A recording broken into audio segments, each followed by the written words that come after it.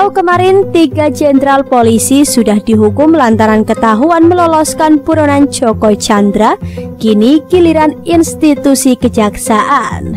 Tak mau kalah gesit, kejaksaan memanggil Anita Kolopaking terkait pertemuannya dengan kepala kejaksaan.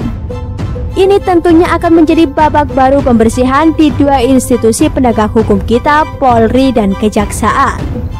Melihat banyaknya kasus korupsi yang mentah di 2 institusi tersebut, patut dicurigai adanya kong kali kong orang dalam.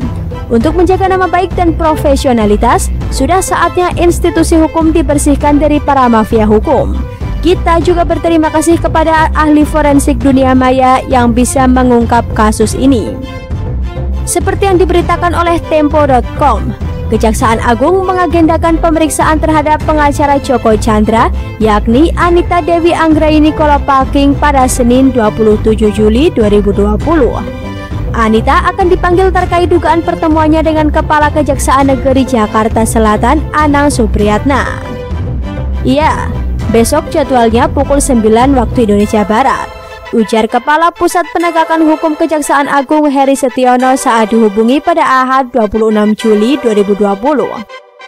Adanya pertemuan antara Anita dengan pihak Kejaksaan Negeri Jakarta Selatan diketahui dalam video yang diunggah oleh @xdigembok melalui akun Twitternya.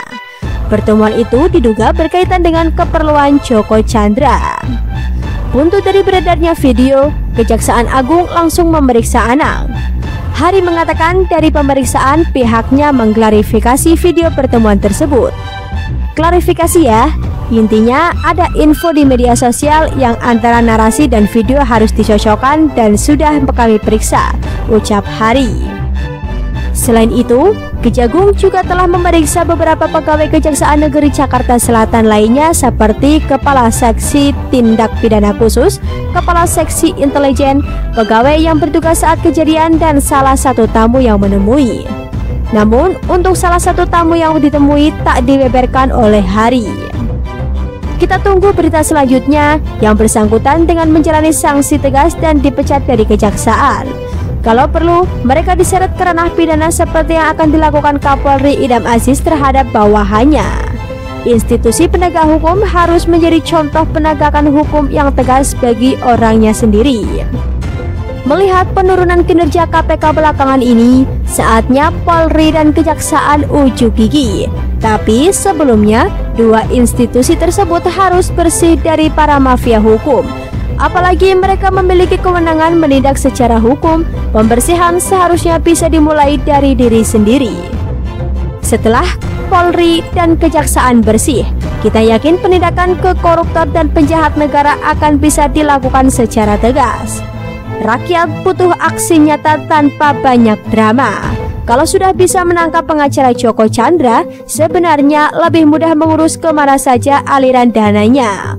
Polri harus terbuka mengenai penghapusan status buron Joko Chandra. Hentikan drama yang mengatakan penghapusan dilakukan oleh polisi di negara lain. Yang ada rakyat malah muak dengan segala drama yang ada. Termasuk institusi Mahkamah Agung yang ketahuan mengadakan sidang peninjauan kembali status tersangka bagi Joko Chandra. Tak mungkin segala sesuatu terjadi begitu kebetulan kalau tak ada perencanaan yang matang. Benarlah bocoran dari akun Xdigembok bahwa ada dana 4 miliar mengalir ke semua institusi termasuk media. Institusi Polri dan Kejaksaan sudah jujur membuka identitas personelnya yang ikut main mata. Kita tunggu institusi Mahkamah Agung, apakah mereka mau jujur dan berbenah? Akhirnya, penegak hukum terbaik adalah fakta kebenaran itu sendiri. Biarlah kebenaran menemukan jalannya, walau ia dibungkam oleh 1001 cara dan kelicikan. Kini saatnya kita menantikan periode kedua pemerintahan Jokowi berbenah, dan itu bisa dimulai dari institusi penegakan hukum. Kita sudah lama mengenal adanya istilah mafia, mulai dari mafia migas, mafia tambang, mafia alkes, dan kini saatnya berhadapan dengan mafia hukum. Kita yakin semua mafia besar bisa ditangani kalau para mafia hukum bisa diberantas lebih dahulu. Persis seperti kasus Joko Chandra yang tak kunjung selesai karena di-backing mafia hukum.